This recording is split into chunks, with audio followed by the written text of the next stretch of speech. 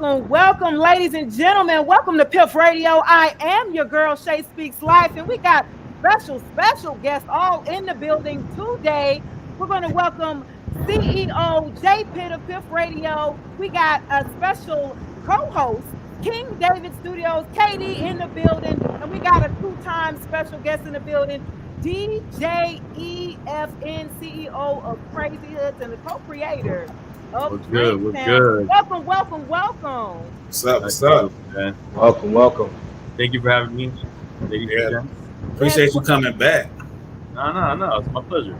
Sure. Showing love, definitely showing love for us for sure. Welcome back, DJ FN. So we're gonna jump right on into it. For all the guests who don't know, should they already not know, because they already know who DJ FN is, tell them who you are, what you do, and where you from. DJ EFN from Miami, Florida, CEO of Crazy Hood Productions, co-creator, co-host of the Dream Chance podcast, amongst other things I could call out, but I think that's good enough. You said amongst the other things I could call out, definitely. You got a long list here, right? Definitely. We got a certain amount of time. I can't go over everything. Yeah, for sure. So we're gonna jump right into it. Kind of we've already revisited you in the era of starting out in the mixtape area. You wanted the old school one, if you will, right? In the game. Remind us of how the grind was during the mixtape era. I mean, that was a special era to me. We call it the quote unquote golden era, but I guess it depends on what generation you're from. What's the golden era to you? But a lot of us in hip hop, we call that like early 90s to like mid to late 90s, the golden era. And it was exciting, and mixtape DJing and that culture was special then, because it was, I started in the cassette era when it was mixtapes for real. And I think what was dope about that era for a DJ is that if someone, invested time into getting your mixtape or listening to it, they had to like really be into the way you did things, into your brand, into the way you mix, because it's a tape. It's not like you could just click to the next track or whatever. And I think that did a lot for like that culture. It was just like really bought into your brand, into the style of mixing that you did, and your selection of music. I feel like every mixtape was like putting out an album. It was like a compilation album. That was the A&R, the whole executive producer of the album, and then people, consume that album. For sure. Okay. Somebody clicked something and that air went away. The air cleared up. It cleared up. Oh, that's the air to back. Okay, I got you for sure. That's the background. Okay. All right. So we're actually going to tell us about your favorite memory of being a DJ. I mean, I'm still a DJ. So favorite memory. Yeah, I mean, look, to me, it's like anything else in terms of being an artist. It's nothing different than being a DJ. One of the dopest feelings is when you spin at an event and that energy, you in that flow, you in that vibe, all the records is hitting you're just focused. And I'm going back to like, I brought all my record crates. This is also pre, computer laptops DJing. I'm talking about like I'm bringing my crates, which broke my back, but it was a culture in itself also to go. It was like you had to have a skill to go through records quickly, throw these records on, and then get that energy back from the crowd that's dancing and vibing with you. Like it's like a drug basically, and that's why people get on stages. That's why people like to do things where they get this feedback from an audience, because that energy really is like a drug. Like you fiend for it afterwards. You really want to get that energy back because it's just such a good feeling. Right. Is the energy the same now doing mixtapes as it was back in the day? Well, I mean, I don't do mixtapes anymore. I mean, For me, as soon as, I got into the CD era of mixtapes and I was doing that. And then I kind of, I always wanted to be ahead of what was going on or kind of like cultivate something different. And that's how I kind of got into film, because I started adding DVDs to the CDs, because I felt like, why would, like I said, if someone got your mixtape, they had to be into what you was doing, and what you was doing was unique to that tape because they couldn't just skip through it. So once it got into CDs and people could just skip through the track they wanted to hear, I felt like, they wasn't really into you. They were just into the track listing. Right. So I added, the DVDs to it to make it a little different and all that. So, and as we got into the internet age and streaming, everybody could make a mixtape basically. And I also got into like, you know, my website, crazyhood.com. I looked at that as a mixtape, where as in the blogging era, where we would pick selections out and, you know, and highlight certain artists. But I stopped making mixtapes. I stopped spending as much in the clubs because I just really didn't transition well. You know, I have my laptop, I have the Serato, I have all that, I have Tractor, but it didn't speak to me the same way. It didn't have the same passion for it as I did before. Right. But I got my tables right in front of me, right here in my office. My turntables are right there, and I spin those on those turntables all the time. Okay, he said, don't play with them now. It's still there. He said, hey, right there. I like right there, right in front of me. I got records in front of me. I got everything in front of me. For sure. So let me ask you this here. DJ EFN, what does hip hop mean to you? Oh, that's a loaded question because it means a lot of things to me. To me, you know, hip hop just really spoke to me at a crucial time in my young life. And, you know, just as a fan of, you know, of the music, and then realizing that I lived the culture without even knowing, because it was so, you know, new. Talking about like late 80s. We was all, you know, break dancing. We was doing graffiti. You know, we had the boom boxes and you know, we was all trying to be rappers, you know, just spitting rhymes, and so you didn't realize that you was living this thing that was a culture, that was hip hop culture. And when it all culminated to understanding that this music I love, you know, is a part of this greater culture and that we're already living it. And for me personally, like, you know, I'm being raised by a single mother, like it was damn near my surrogate father, hip hop. You know, it kind of put things in there that I couldn't get just out of my mom's raising me. Like I needed that father figure, that figure that was going to help me navigate some of the street stuff that was going on when I was a kid. And hip hop did that, and it did more than that. Like, you know, I always tell people hip hop taught me history. Hip hop taught me about other cultures, other places, other cities, what was going on. Like, it just did a lot for me, and it inspired me. And that's why, you know, I decided at one point when I was graduating high school, I wanted to do more than just be a fan of hip hop. I wanted to help cultivate it locally in Miami, because I felt like we were, you know, we weren't really respected on a national scale, and I felt we had a lot to offer. And so that was my goal originally. I just wanted to contribute to the local scene and take this on as a serious career. I didn't know what I was going to do or how I was going to do it. I just knew I had a passion for the music and the culture. Wow, that was loaded. That was a loaded answer. Hell, I gave you a loaded question. You came with a loaded answer. I'm like, yeah. That's interesting. Growing up in Miami, 305. Shout out to the 305. Shout out to Said Wines. Dade County. This one, you know, Dade, all of that Bay. Okay, I learned it. I learned the culture a little bit, you know. I'm just saying. So we actually want to talk about the reinvention. Like, when we say reinvention of self, right, through the music industry, what are your thoughts on that? Reinventing could be pivoting. Simply just pivoting, you know. I don't necessarily think of things that I do as a reinvention of myself. I think of it as pivoting, as growing other branches to the tree and that foundation that I've already created. That's the way I kind of, you know, look at building businesses, at branding. I don't like to chase things that are far outside of my, you know, my kind of like my vision in terms of like my long-term vision, just because it might bring me $1. Like I've never been that type of person where like, oh, this is what's popping now, let me go chase that. And it doesn't even make sense with what I'm doing or what I've been doing. I like to keep things very relatable. And it's about just pivoting, just, you know, like I said, growing new branches to that tree. Okay. So, let me ask a question.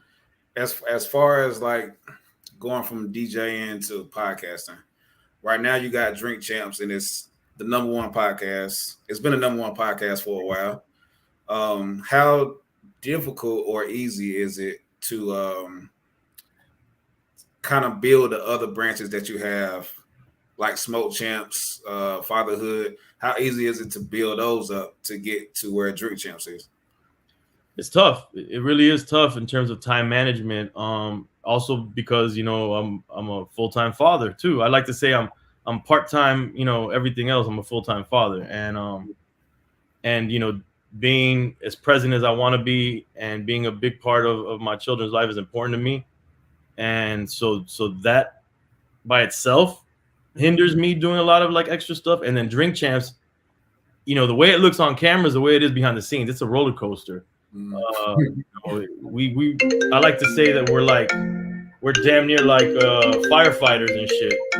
That when the call comes in, we just, you know, we go to action, and that's why we get all these array of guests. And because in Miami, people always come to Miami, and it ain't nothing for us to get a call like, yo, so and so tomorrow, let's go, let's rock. And so that makes it difficult for you to, like, you know, plan things out for other things, and even for family life, it's tough, you know. But my family's number one priority, hands down. Right. But yeah, it makes it rough to what you're saying. It makes it rough to do other things. But I you know, over the years, we're 6 years now into Drink Champs. Okay. There's a rhythm to Drink Champs that, you know, we had to kind of learn. You know, me and Nori, you know, as long as we knew each other, this was the first time we were so, like, you know, in on a business together. You know, we're partners. So we had to learn how to work together, and we're kind of yin and yang to a degree. You know what I mean? You see it on camera. Right. We had to figure all that out, and we did that while we're doing the show. And you know, so we've kind of like learned the rhythm of the show, and it allows us to, like, you know, communicate and do different things. We just got to, you know, communicate about it. Okay. Shout out to Nori, man. You said the yin to the yang, y'all had to learn, right? It was like definitely had his ups and downs and his moments, I'm sure. And you mentioned like being like firefighters. You're actually having to be put in action, like, hey, you know, act, you know, what's going on. Yeah. So I get it. You know, being a Gemini, right? We've talked about that before. You even being a Gemini, how easy normally you can carry on a lot of different things at one time, right? Right. And that's really major with you. So it's like, how is it incorporating the production company, you know, being the CEO, being the co-creator? It's a lot. And then fatherhood, you know, family, you said is first, right? Right. So it's going in that order, right? Family. Absolutely. And then, okay, I just want to make sure. I just want to make sure. Yeah, family's 100% the first thing. Yeah. For sure. Your wife is a Gemini too, right? Yeah, she's a Gemini. She's born the day before me. Yes. Do she got as many hats as you? You know, maybe not business wise, but in terms of taking care of the home, she takes care of her grandmother. We got 2 kids, you know, so she does wear a lot of hats in that sense. Okay. Of course. 2 Geminis. Yeah, y'all have a lot going on. But her being a mom, you know, a young mom, like 2 and 4, that's, you know what I mean? So yes, I definitely, that's, man, you know how I feel about them kids. You know what I say, y'all. I don't. I had to go wake them up this morning. Look, you didn't clean the kitchen, okay? I got older kids, so I got teenagers. So when they get up there, you're gonna be like, all right, now I said what I said. Actually, I got a question for y'all. Bringing up kids, I made a comment. I think it was yesterday, because I've been watching this challenge that people are doing, where they're telling their kids to go fight with them. I think that's a stupid ass challenge. Whoa. Yeah, I see that challenge too. I'm not gonna do it. I did see a lot of people doing it, but I don't think it's that a good. I think that's terrible, man. Like, to see some of these kids crying because they genuinely scared, or, you know, I don't know. I'm starting to get to the place where I'm just amazed at how much we've allowed social media to really control us, and you know, us wanting those likes and those views, and that we'll do anything. We'll put our kids into that mix, you know, just to get those views and for something to go viral. I don't know. It says a lot about us as humans. Like, we fucking up.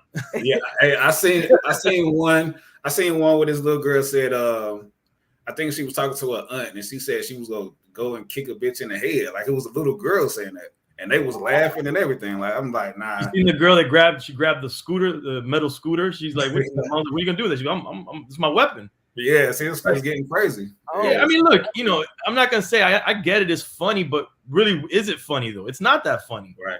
You know, for the sake of social media traction, you filming your kids, telling them you know, putting them in fight or flight mode. Like, why would you do that? Why would you want to do that to your kid? Because you're gonna get some views. Like, I mean, and I got friends that did it, and they saw my tweet and probably got mad at me, but I'm like, yo, man, I just don't get that.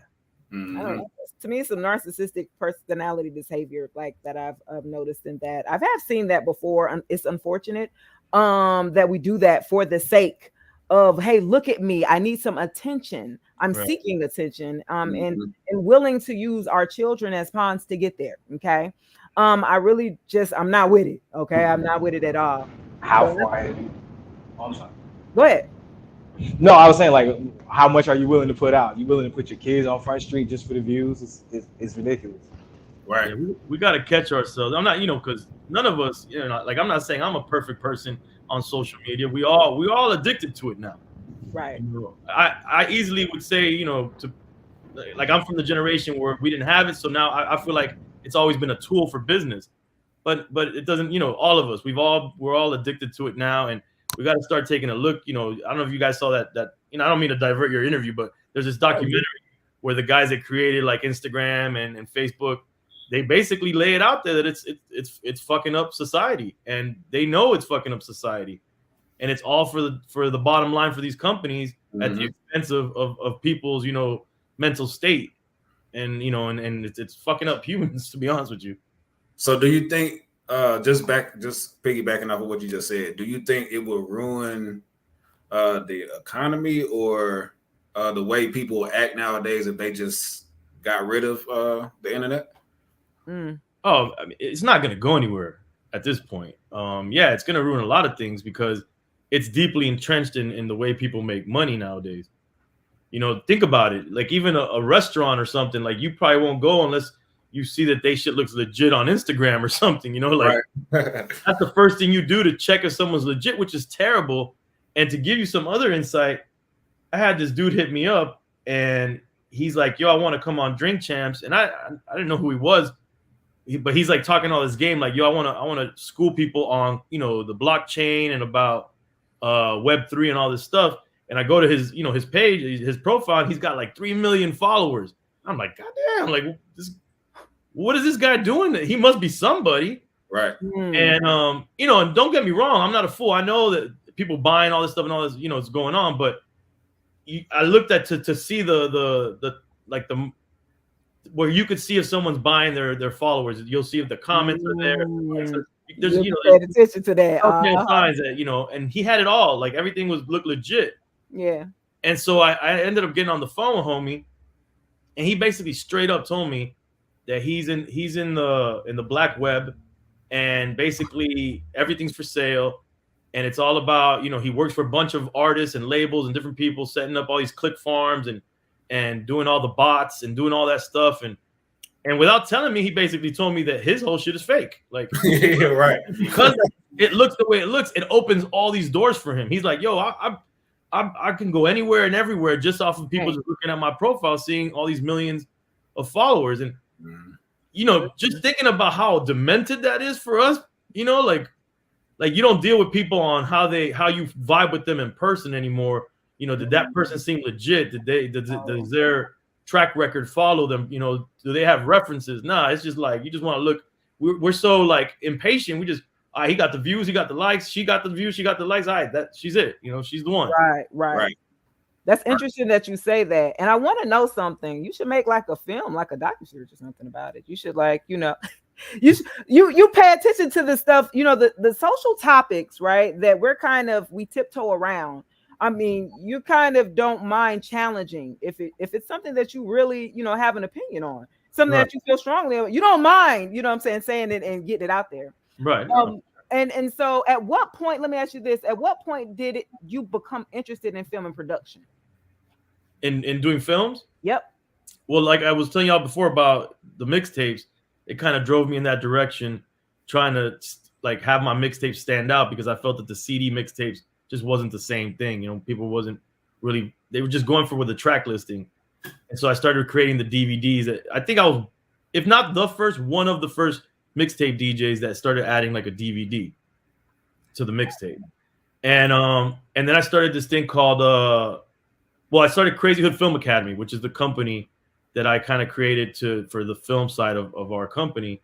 And I started doing these videos of freestyles that were on my mixtapes. Like this is now like we're entering the blogging era. Like I have crazyhood.com and I have our YouTube and I want to create content for it. I felt like that was the new like way that I could express myself kind of in the same way as a mixtape DJ, curating things. I could do this through the blog. I could do this through content creation. And I started, you know, one of my artists, MCs, Garcia, he went to film school. So he started filming some stuff. I don't know if you guys ever heard of Dre Films. I used to work with Rick Ross. He started filming stuff. So boom, it would be like this thing where it's like someone did a freestyle. I was like, yo, let's do a video real quick for it. But something that looks good. You know, it's like a street video, but it looks nice. It looks like it's well made. And that started catching on to the point where Ross picked up the dude, Dre Films, that I had kind of messing with me. He took him under his wing and had him filming for him. And that rolled over into us going to Cuba, which was totally just a thing that I wanted to do to just follow my roots. And I told my homie Garcia, who's also Cuban American, yo, let's go, let's film it. Just like a film that we'd probably just show our family. And then we ended up connecting with the hip hop heads out there. And this whole film, this independent film came about that we called Coming Home, and it won awards. It got picked up by Revolt the year that they launched the network in 2013. It was my very first film like that. And it got picked up by a network. It got licensed. And I was like, this is crazy. And so I got inspired through that one film to create the series Coming Home, because I was a fan of Anthony Bourdain and what he was doing as a chef. Like, he used his expertise was food. He used that as the common denominator to create these conversations. Well, I knew hip hop. I know hip hop is everywhere. So I was like, all right, I'm gonna do what he's doing through food, but I'm gonna do it through hip hop. So it's traveling through the scope of hip hop, and then you have the Coming Home series that was born. You just roll right on into it. I was like, roll right on into it, talking about the experience of filming with the docuseries. And so watching some of that or hearing some of the narratives that people took from, they were like, you know, DJ, and you know, you said you fell in love. It had you reminiscing in the sense that it had you feeling something. Like, what was that feeling? What was it like that took you? Like, films? Yeah. Well, I mean, I think you're referring to, maybe there's an article where I said that it had like each trip made me reminded me why I fell in love with hip hop to start with. Right. And it just reminded me of, you know, just being a hip hop head without any strings attached, without industry, without it trying to make money from it. Just you know, just loving to hear some ill rhymes, some ill beats, getting with my boys and having ciphers and going out and you know, when I did graffiti, I wasn't the best graffiti writer, but I was out there, you know, bombing and shit. But just that feeling that I had as a kid, you know, and that time period of hip hop, and it wasn't about having things or getting money out of it. It was just the experience of the culture. And when I would travel to these countries, oftentimes, you know, we're in poor neighborhoods and poor countries where all they have is hip hop, and that's what's keeping them going. That's what every day they wake up and they're hungry and they don't have an industry, so that's not what they're doing it for. They're doing it just to express themselves, and they're using hip hop, and it was amazing to see it and be there with those people. Definitely the dope experience. I definitely, I definitely want to be there. I think we got our other co-host there trying to dip in a moment. But I think it was to the crazy question that we asked you last year when you visited us in November. And it was actually about the pineapples question on the pizza. So you remember that one, right? Yeah. Let me see if I can pull our co-host in really quick. This was for him. Javi, are you there? What's up, DJ EFN? What's the word? Piff Radio. Grr, bow, bow, bow. I'm at work, but the work never stops. You heard? I just had to come in and ask you, DJ EFN, myself personally, do you really like pineapples on your pizza? No. Man, that's what I'm talking about. But you can't go back on that, DJ. No, that's what I'm talking about. If it's the only thing the only pizza that's out there that has pineapple, I'm gonna eat it. I'm not disgusted by pineapple, but that's not my first choice. Right. I'll put jalapenos on it before I put pineapples on that motherfucker. You already said that you'll eat it. You ain't gonna order it. I'm not gonna order it. No pineapples. No pineapples. That's dead. I'm not gonna order it. Well, really, hey Shay, what country or state has the best pizza to you? Oh, that's a good question. That's a really good question. I mean, I don't. You know, people be arguing like New York versus Chicago. I think every city's gonna have a good pizza spot. Like, how hard is it to fuck up pizza? You can't. You have to be terrible. It has has to be a terrible pizza for, you know what I'm saying? Like, you must be doing something fucked up. You know I what I'm mean, saying? I ain't gonna say all pizza's good pizza, but it's hard to, you know what I'm saying? For good pizza, it's got to be right. For me, the crust got to be golden brown. And some spaghetti sauce, or even ketchup if it's dire times. Mozzarella cheese, and that's a good pizza to me. Yo, DJ EFN, a struggle meal is not a slice of pizza. I just want to clarify. Hey man, that shit was gourmet to me when I needed to do it. I could do it now and I'll still enjoy it. Right. Wow. Hey, DJ EFN, I just had one last question following up for the film.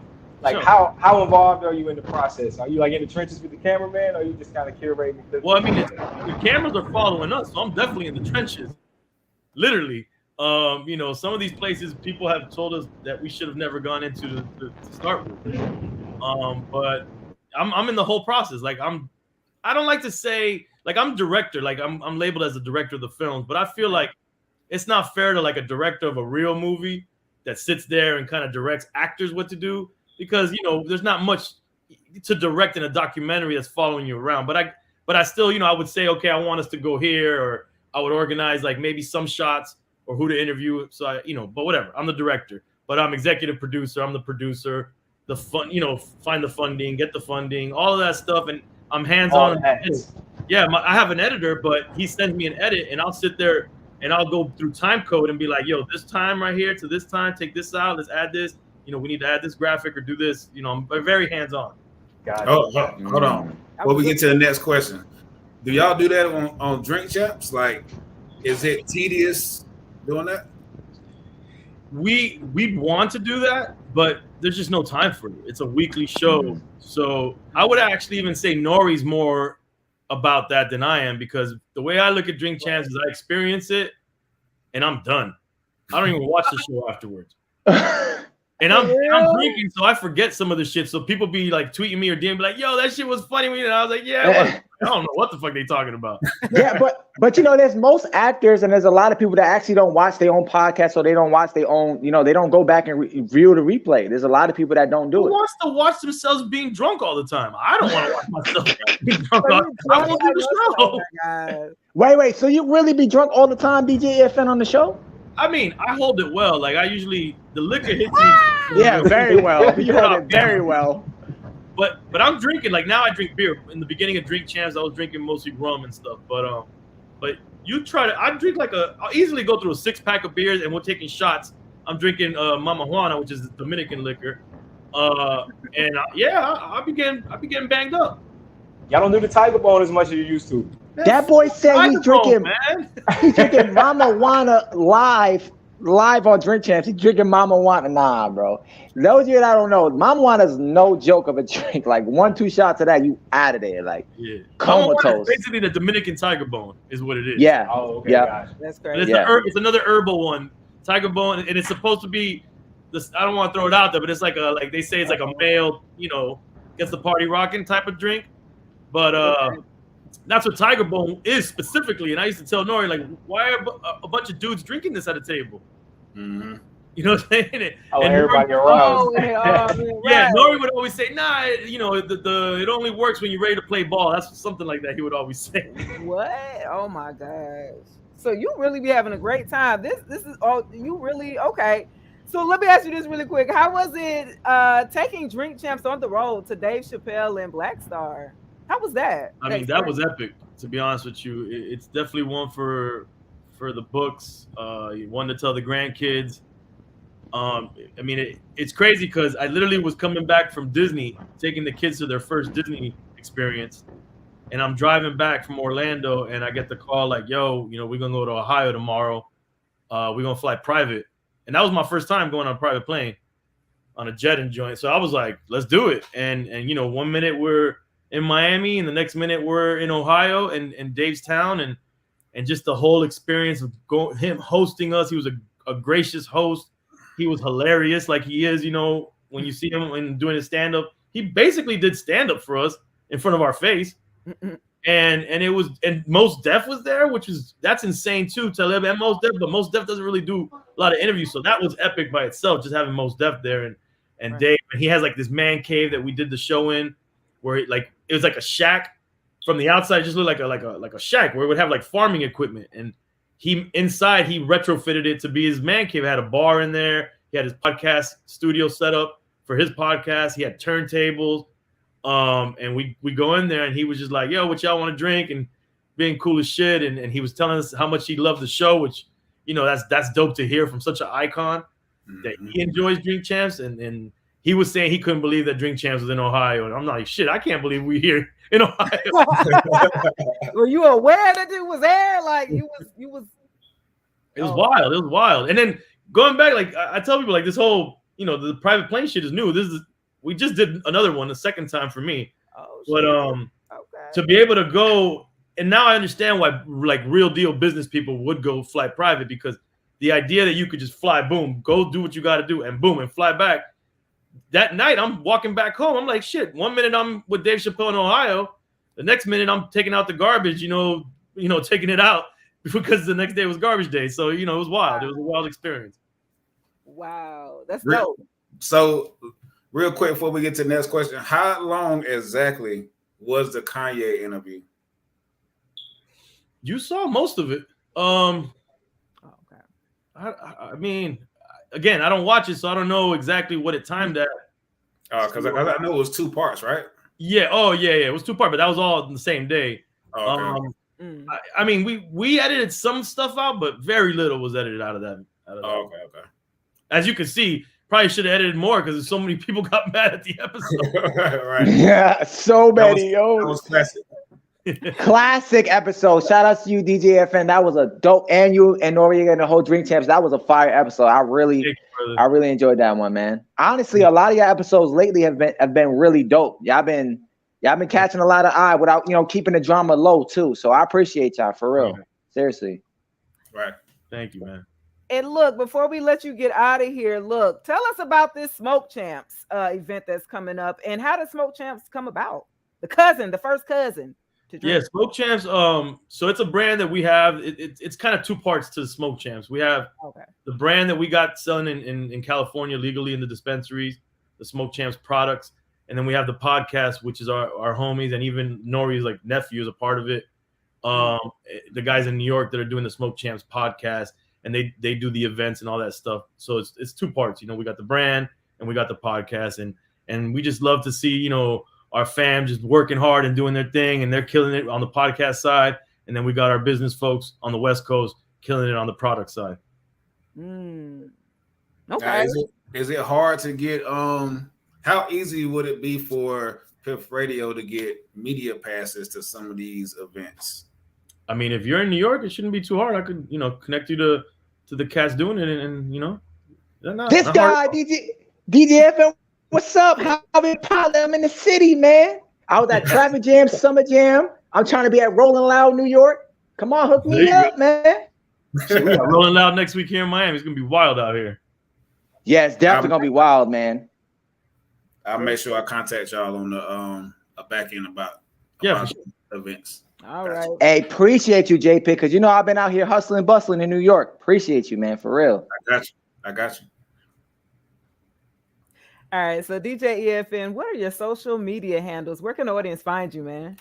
At Who's Crazy on Instagram, at DJ EFN on Twitter, crazyhood.com is a website, and Drink Champs Everything, at Drink Champs Everything, drinkchamps.com. Awesome. And before you get out of here, man, you definitely got to give us that Piff Radio drop, DJ EFN. Let's go. What you need? Yeah, ready? Let's go. Let's get that drop, DJ EFN. Let me get it one time for Piff Radio. Y'all ready? Yep. All right, what up? Is DJ EFN, one half of the Drink Champs Crazy Hood Productions. And right now, you checking Piff Radio. Let's go. Hey, for sure. Bow. Yeah. Hey, now, will you have more episodes of Coming Home, or is it done? Well, I don't think I mentioned that we partnered with LL Cool J and Rock the Bells. I partnered with LL. He saw the vision. We re-released the 4 previous episodes on Revolt with the 2 new ones that never were released to the public, which is Colombia and South Africa. Okay. And so the idea with LL now and Rock the Bells is to produce new ones completely. Like I want to do them like properly funded. Like I was doing all 6. Like I set out to do 6 independent films that I would fund or find the funding by myself that no one could control, and I did the 6. So now I'm ready to take it to the next level. I want to give this the full production value that it needs. Okay. And I want to get, like Anthony Bourdain was winning Emmys doing his show. I feel like we could do that, and we could showcase hip hop around the world, and really just do something dope for the culture. Facts. You ain't lying. You've been doing it for the culture. That's a fact. Y'all been doing it. That's a fact. Awesome. Definitely. We definitely appreciate you, DJ EFN. We know you're a busy man. You're a father. You're a co-creator. You're a CEO. You wear many hats. We definitely thank you for a second time around here on Piff Radio, along with my co-host, special guest and special co-host, King David Studios, KD. Appreciate you with DJ EFN. Appreciate you too. Also, of course, we got our Javier the Pilot, one of the dopest co-hosts here on Piff Radio. And of course, Jay Pitt, the CEO of Piff Radio. I am your girl, Shay Speaks Life. And we